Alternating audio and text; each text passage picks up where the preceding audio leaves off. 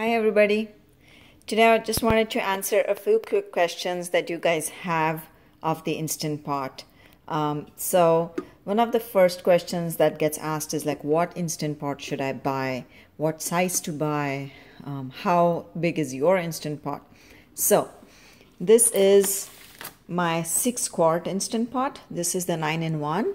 Generally, I would say a 6-quart Instant Pot is good for a family of 2 to 4.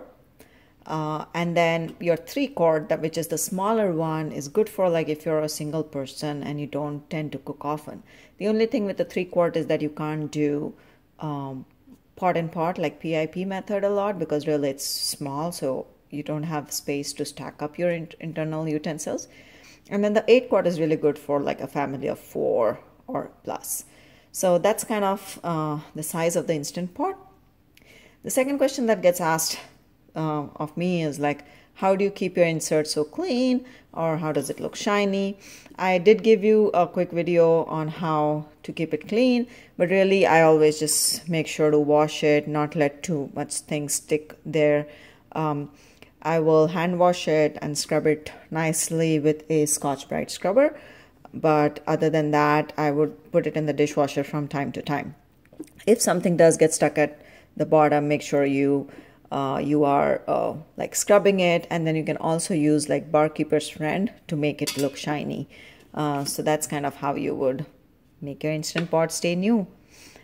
Another thing is about the smells on the ring. So question number 3 is, how do you get smells of the ring out? I just did a video on that, so I will link to that below, but basically you can do a steam method with white vinegar. A lot of times in videos when I'm cooking, I get asked about the vent itself. So you see here, if I get in close over here, you know, it says venting, and then the other side is going to say sealing. And so most of the time when I cook, I use the sealing position, which is where the vent is closed. You generally, for the pressure to build up, this has to be closed. So like once it reaches a high pressure, it releases, and then the countdown starts. You can still cook something, so like steaming method is generally done on a venting position, but what you would not happen is the countdown would not start. So even if you have your steam setting but you keep this open, the countdown won't start because it doesn't reach any pressure.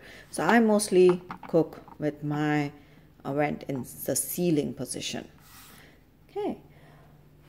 Let's see, another question I get asked is, why do you cook? Like even when I have one thing, I will generally use an insert, an inner pot. I'll put my stand, I'll put water in, and I'll put an inner pot over it. Something like, say if I'm cooking some dal or lentils, I'll just use this rather than cooking this directly in the inner pot.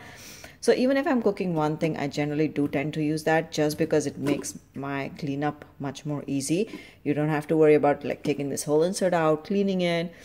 The water is generally there. All you clean is then this. That's it.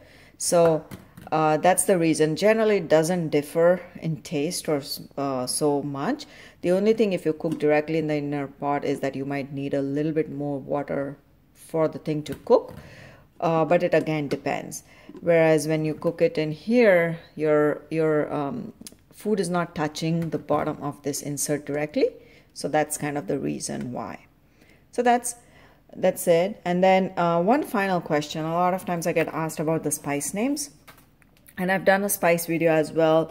A lot of different spices that I have. And this is like my spice box. I have done a video on that. So I will link that below as well.